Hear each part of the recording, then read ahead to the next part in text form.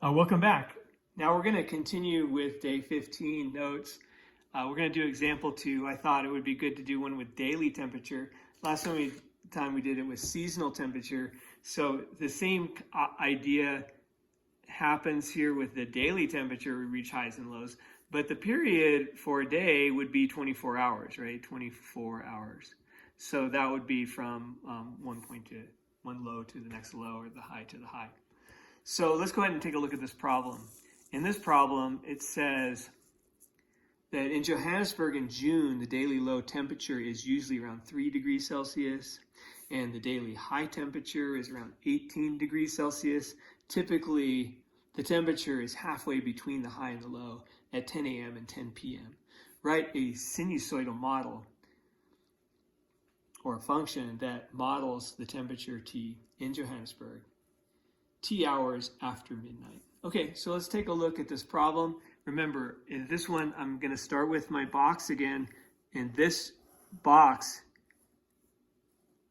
is, for me, just an organizational tool so that I can just put the information from the words right into the box, and it just helps me visualize it. So I hope it helps you too.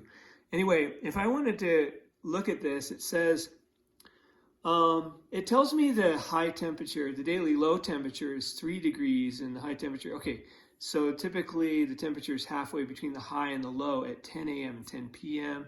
So I'm going to say that let's go ahead and model this with those two numbers that they gave us. So it's at 10 a.m. Let's suppose that this is at 10 a.m. and it's going to be halfway between. And now it's going to, since that's in the morning, it's going to rise, and then it's going to get to here, and then fall and get to here. So this is it. Now the low temperature is going to be 12 hours, no, the next midpoint, so it's halfway between, is 12 hours later. So that's at 22. Of course, at 24 hours later, it's going to be back at the midline again.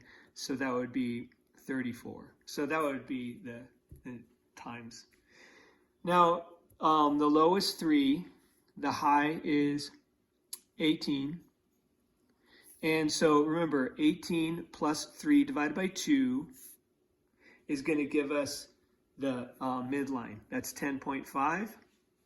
And 10.5 minus 3 minus the low, the difference there, is going to equal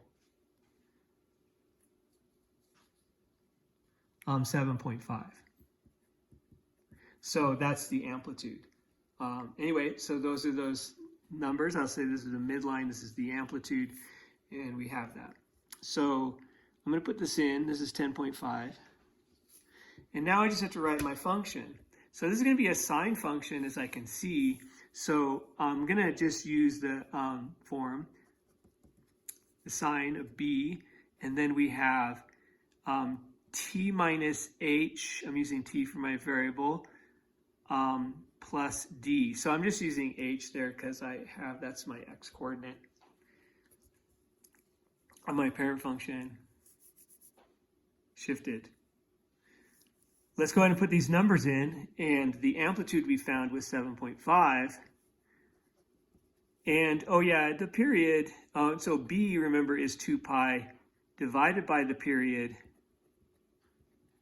So that b is going to be 2 pi divided by the period is 24 hours, and so that equals pi over 12. So I'm going to have pi over 12 here. And then we have our phase shift. So t minus 10, because that's going to put the starting at the phase shift. And then I have my midline 10.5. So this is my temperature as a function of time, and there it is. All right, so when you enter this into Khan Academy, don't distribute that. That just complicates everything. Just leave it just like this, a double set of parentheses, and that'll go in fine. I hope that you found this helpful. Go ahead and give that a go. These can be a bit frustrating. So usually what I do is I'll do the whole thing, and then I'll reread the problem, double check all my numbers, double check my math, just look at it again, make sure I got it, and then go ahead and submit it. You're going to try to get 75% on this. I know that in years past, it's been difficult for students to do that. Don't get too frustrated. Give it a couple of goes, and if you still can't get it, I'll take a look at your number of tries and how hard you worked, and we'll kind of correct it that way. Anyway, good luck, and hopefully I'll see you tomorrow.